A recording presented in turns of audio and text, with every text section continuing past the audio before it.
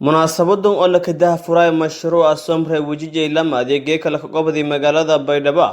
walibana daafurka uu qayb galay wasiirka wasaaradda gargaarka maareynta masiibooyinka dowlad goboleedka Koonfur Galbeed maamulka gobolka Baykan degmada Baydhabo agaasimaha halka waare wasaaradda qorsheynta dowlad goboleedka Koonfur Galbeed howlwadanada wasaaradda qaar ku mid ah hay'adaha ka howlgala Koonfur Galbeed oo ka bahoowi mashruuca Somre walibana mashruuca qaban qaabiday wasaaradda qorsheynta dowlad goboleedka Koonfur Galbeed kaasina wala ku qabado dhibaatooyinka hafo saaro shacabka kanool degmooyinka Afgo iyo Baydhabo ayaa ku mid dhinaca beero biyo iyo xoolaha iyo deymada soo shacabka si indaba la baahidiyo walna qabsadana Abdullaahi Ali Watiin agaasimaha halka waare wasaaradda qorsheynta dowlad goboleedka Koonfur Galbeed Soomaaliya yaan korintii faahfaahin ku bi waliyaabo wal ku qabado mashruucan iyo muhiimadiisa maanta iskooynahay inuu daahfurno barnaamijka Somre oo wajigi lamaad meelaha ka bilaawda deegaanada Koonfur Galbeed oo targetkan inay magaalada Afgo iyo magaalada Tamareys Baydhabo taasoo waxyaabo badan oo dhinacmay Brazilians ah bulshada may buaha lagu qabo doono horeen meelaha lahan qobodi meelaha may mashruuc meelaha oo target garson usahay dhinaca beeraha xoolaha iyo meelahaas biyo iyo dhinaca bulshada may deymaha yar yar may qaybaha shaqadu bulshada markaas la target gareysay may boolisyay dabcan markayskii hore walbada may yalaha qowdi magaalooyin badan oo Koonfur Galbeed Afgo iyo Baydhabo qasadheer iyo meelahaas xudur may ya target gareysay taasoo waxyaabo badan positive siisan dadkiisa beneficiary dadka ka faa'iido dadka mid may waxyaabo may eediyad muhiim may sheegeen iyo may si markaas iyo ka faa'iideysan mashruucan iyo waxyaabo may ontari walaay beeraha may markaas oo ku qabadi walaay xoolo ku qabadi deemi may walaay ka faa'iideysan bulshadii may dhibaatooyinka may ku kooy may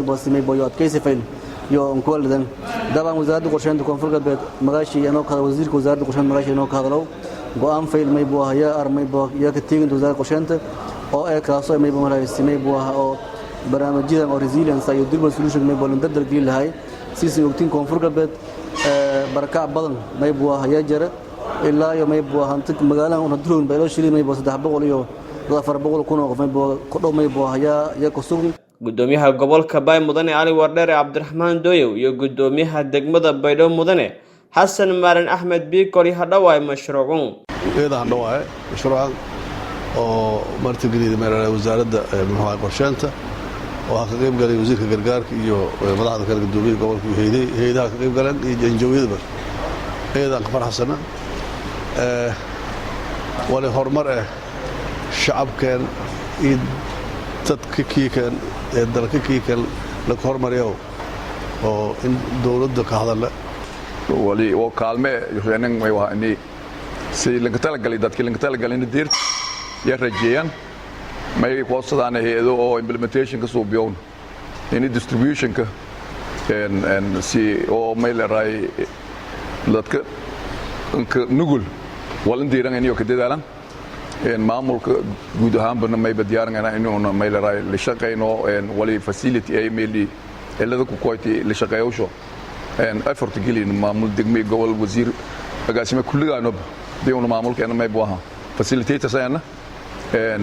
wasiirka wasaaradda gargaarka maareynta masiibooyinka dowlad goboleedka Koonfur Galbeed Soomaaliya Mudane Cabdinaasir Cabdi Aroosha oo si rasmi ah daahfuray mashruuca ku hadlay muhiimadda uu leeyahay mashruucan shacabka kanool degmooyinka Afgo iyo Baydhabo waana ka boori hay'ado intii ku faa'iideen shacabka mudan mashruucan taasoo u mahadcelinayna waxaan ku aad u faraxsanahay wada shaqaynta fiican hay'adaha private sector-ka iyo dawladda ka dhaxayso oo maanta halkan aad uga jeedaan in saddexda qayboodba ay wada joogaan barnaamijka maanta aan daafurayno waa barnaamij dhinaca resilience loogu talagalay oo adkaysiga afooyinka waa mashruuc 3 sano ah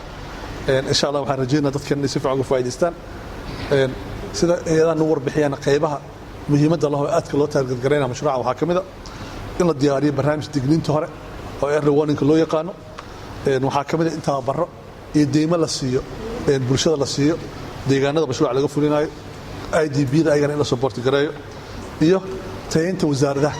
dawladda Koonfur Galbeed tayada wasaaradaha in sar loo qaado arrimahaas oo dhan aad ay muhiim yihiin waxaa kaloo muhiim ah in wasaaradda qorsheyntan ay yeelan doonto rol isku xirka wasaaradaha iyo hay-adaha si mashruucan sida loogu talagalay loo fuliyo waxaan u soo jeedinahay hadda Somreeb oo run ahaantii ay hay'ad waqti dheer ka soo shaqaysay koonfur galbeed in sidii hufneed oo looga bartay shaqadooda inay sidoo kale shaqada u fuliyaan ay xaqiijiyaan dadka loogu talagalay inay service gaarsiiyaan gaar ahaan sida gudoomiyaha gobolka uu sheegay in dadka ka faa'iideysan aad ku u baahan oo isna qof walba in la sii laakiin si u kala daran yihiin kriteeriyadaasna in aad looga taxadaro maamulada heer gobol iyo heer degmada mar walba la engage gareeyo shaqada ay qayb qaataan ayaga wasaaradaha sida aan ognahay barnaamijka waxa laga fuli doonaa gobolka Bay iyo Shabeellada Hoose wuxuuna aad taarget u yahay degmooyinka Baydhabo iyo degmada Afgooy insha Allah waa soo dhaweynaa barnaamijkan shirkana noo furan yahay barnaamijkan insha Allah waxaan rajaynaynaa in bulshadana ay ka faa'iideysato annagana dawlad ahaan mas'uuliyadeena ana qabsano aan xaqiijino in hay'adaha shaqada loo fududeeyo dadkii loogu talagalay oo reer koonfur galbeedna service la gaarsiiyo waa mahadsantiin barnaamijkan noo furan yahay anoo ku hadlaaya magaca dawladda koonfur galbeed iyo anigoo iga codsada wasiirka qorsheynta inaan maanta kulankan imaado oo magaciisa ku hadlaya barnaamijkan aan meesha ka furo Faisal Daa Hussein warbaahinta koonfur galbeed Baydhabo